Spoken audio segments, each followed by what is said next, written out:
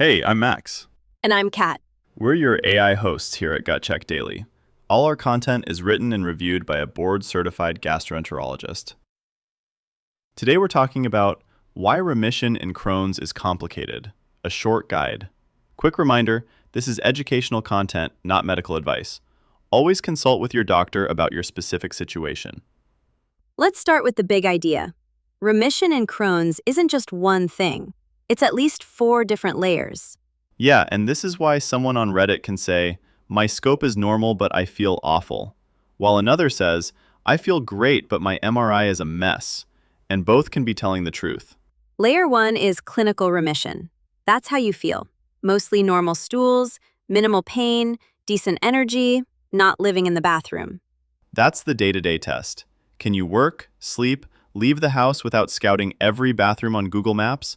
That's clinical remission. Then we have endoscopic remission, which is what your GI sees with a scope.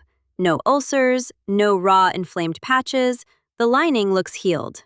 So even if you feel okay, if your colonoscopy still shows ulcers, you're not in that deeper endoscopic remission yet. Third is histologic remission, which is what the pathologist sees under the microscope. No active inflammatory cells chewing up the tissue. I think of that as zooming way in. The surface looks good to the naked eye, but the microscope is checking if there's still a quiet, smoldering fire in there. And the deepest level is transmural healing, usually seen on MRI or CT. The whole bowel wall, not just the surface, is back to normal thickness and structure. That one really matters for the long game, right?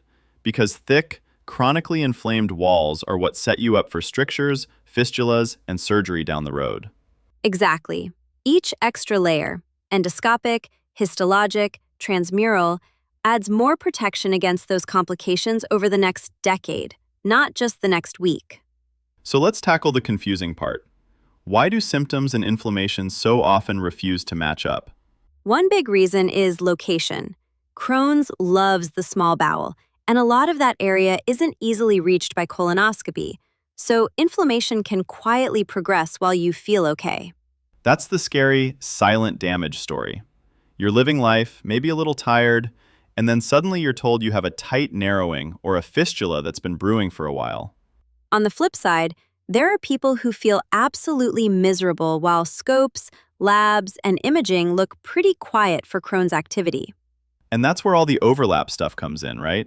IBS on top of Crohn's, SIBO, bile acid diarrhea, medication side effects, all things that feel real but aren't active Crohn's inflammation. Yes, plus visceral hypersensitivity.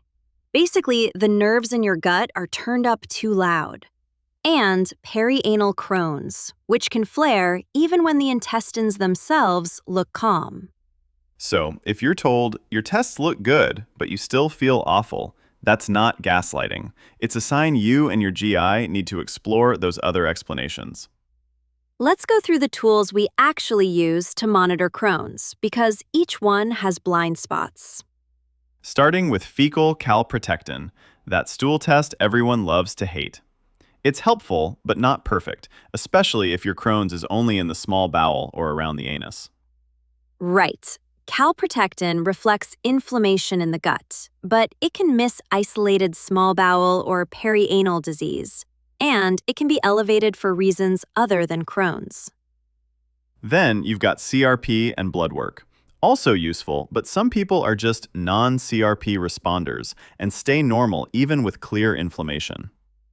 Colonoscopy is still the gold standard for checking mucosal healing in the colon and end of the small intestine, but it simply cannot see most of the small bowel. That's where MRI enterography comes in. It looks at the bowel wall, finds thickening, strictures, or fistulas, basically the structural damage layer. And capsule endoscopy, the little camera pill, can show lesions in the small bowel, but it carries a risk of getting stuck if a tight stricture is already there.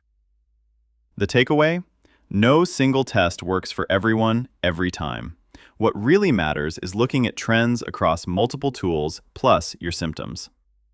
That thinking is baked into the treat-to-target approach in modern IBD care, aiming not just for feeling better, but for objective healing over time. So early on, the target might simply be fewer bathroom trips, less pain, eating again without fear. That's stage 1. Medium term, we want biomarkers like calprotectin and CRP to normalize.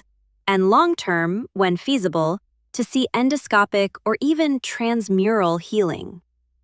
Which is why your doctor might say, you feel good, but your MRI still shows active disease, so we should adjust treatment, even if you're nervous to rock the boat. The targets should always be individualized, based on your past complications, how aggressive your Crohn's has been, your risk tolerance, and what you're comfortable with. Let's talk about the treatment runway problem, because a lot of people quietly worry, what happens when I run out of biologics?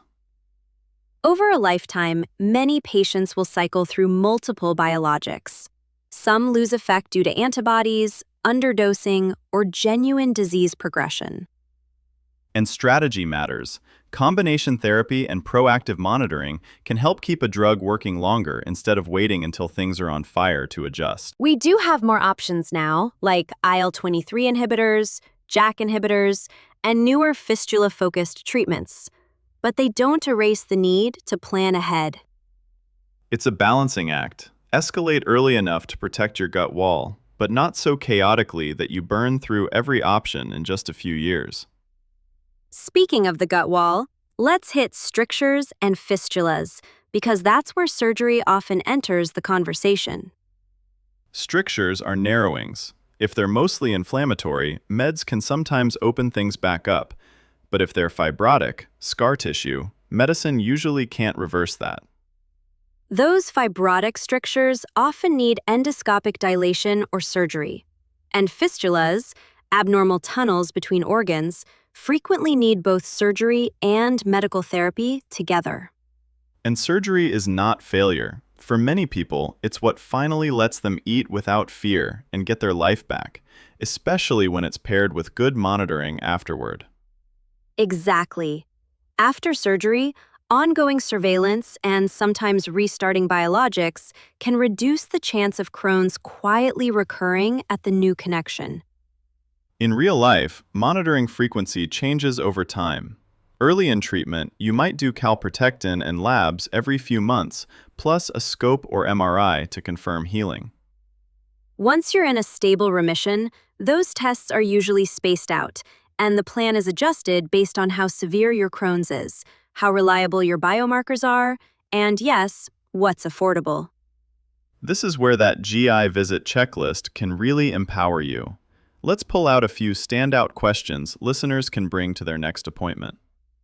You can start with, what type of remission am I in? Clinical, endoscopic, histologic, or transmural? And which biomarkers actually track my disease well?